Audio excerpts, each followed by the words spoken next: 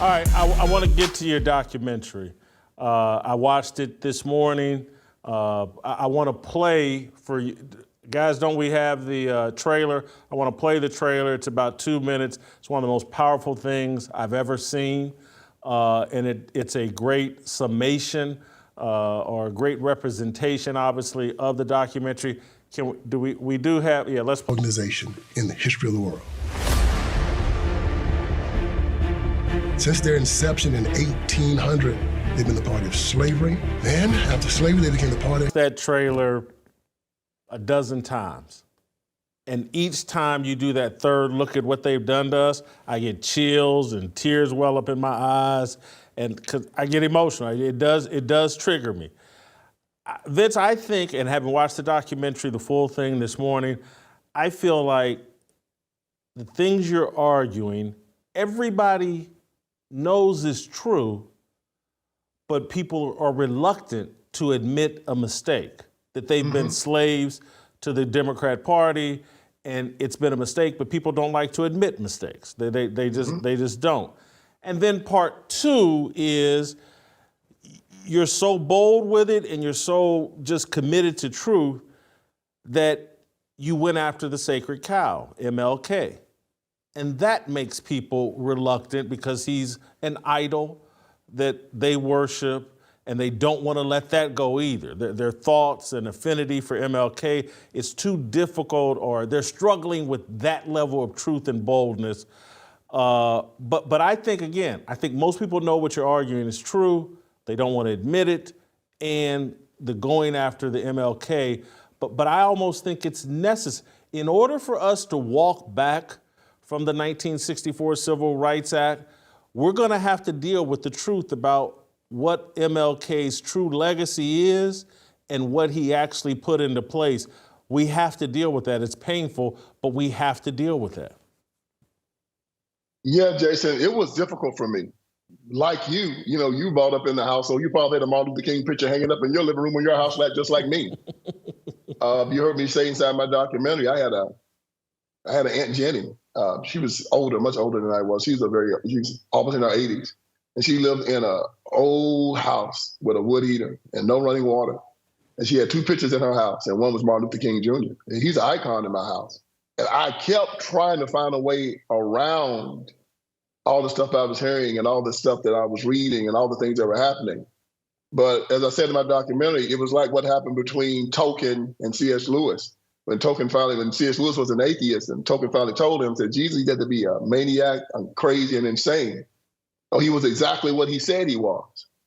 And so I had to look at what was being said about King. And I said, I read Ralph, his best friend's book. It was Ralph Abernathy. The walls came tumbling down and said that the night before he did the mountaintop speech, he slept with two women and beat up and beat up another one at the Lorraine Motel. So he beat her up, slept with two other women. I read the book by Parting the Water of American the King years by his name was Taylor Branch. He was a Yale graduate, Pulitzer Prize winner, Bill Clinton's roommate at Yale. I read Bearing the Cross by Garrow, who was a scholar of Martin Luther King Jr. His book won a Pulitzer Prize. I read the Jackie O book, where she said that Martin Luther King was a horrible, terrible person. Read the FBI files. I just got through reading Jonathan Eads' book on King that came out this year. And all of them say the same thing. And I have to say, is everybody lying on him? Or is he what they say he was? And they were saying, not me. I was 4 years old when he died. I never met him. I'm going by something that these Democrats wrote. And these weren't conservatives writing these books, Jason. These were Democrats, very liberal Democrats writing this stuff about King. And I'm saying if everything they said about this man is true, 45 girlfriends, orgies, gay sex, drinking, drunk, outside children. I mean, this guy was more like Rasputin than Jesus Christ. And again, this is not me writing it.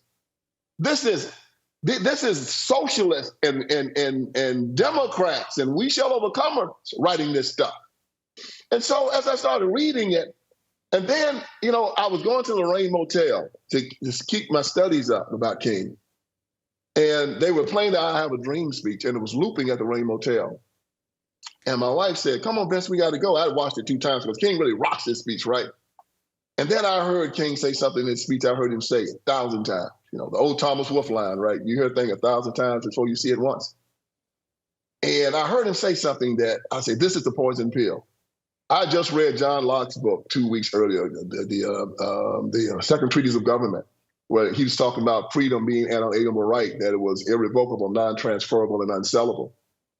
And so this is still fresh in my mind. And I heard Dr. King say in his I Have a Dream speech, because I was wondering why Kaepernick was kneeling and all these NFL players were kneeling, why everybody was mad, Black Lives Matter, blowing up stuff, fighting. And I heard King say this. He said, 100 years after the Emancipation Proclamation, the Negro is still not free. And I said, that was it. That's the poison pill. Because like I said, that was a lie because I was born free. My freedom is a gift from God. Like John Locke said, it's irrevocable, non-transferable, and unsellable. It's an unalienable right. And Thomas Jefferson said that these unalienable rights, the unalienable right to freedom is the right that we use to tell King George, you are not sovereign over us. God is sovereign over us. Our rights come from God. They do not come from government. And King said we're coming to government to guarantee our unalienable rights. And that's a lie. These rights come from God. He said 5 times in that speech that we were not free. And that's why Black Lives Matter, Kaepernick, all these young Black people now are always marching and fighting and raising hell in the street because they think that government can give them their freedom. Ask them if they're free. No, I'm not free. So then King said, when will we be satisfied? He said, we will never be satisfied. Not until justice rolls down like water and righteousness like a mighty stream. That's a fancy way of saying never. Jesus Christ said, my peace I leave with you. If you keep your mind on me, I'll keep you in perfect peace. And King is saying that unless the white man does this or that for us, we will never, ever have peace. It's an unchristian concept where you let another man control your peace. Even in that great statement where all of us talk, all of us recite when he said, I have a dream that one day I will not be judged by the color of my skin, but by the content of my 4 little children will not be judged by the color of their skin, but by the content of their character. Well, there's things wrong with that. Because number one, ain't nothing wrong with the color of my skin. God made me Black, and he said he made me beautiful.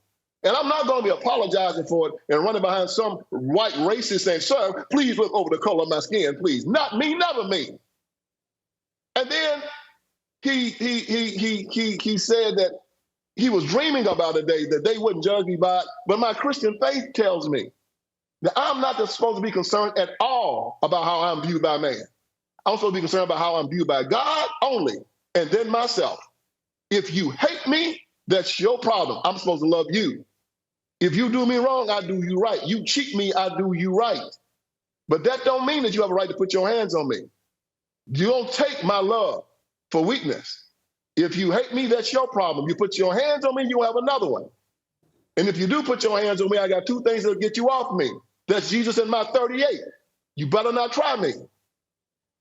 So he's walking around telling us that. And then and then he's telling us on some certain day we'll be free at last, free at last. Thank God Almighty, we're free at last. Still telling us that we are not free. The I Have a Dream speech, as I started researching, found out it was written by 2 communists. Clarence Jones, Stanley Levinson. Who was Stanley Levinson? Bayard Rustin, another communist, introduced Martin Luther King Jr. to Stanley Levinson, the #1 communist in America.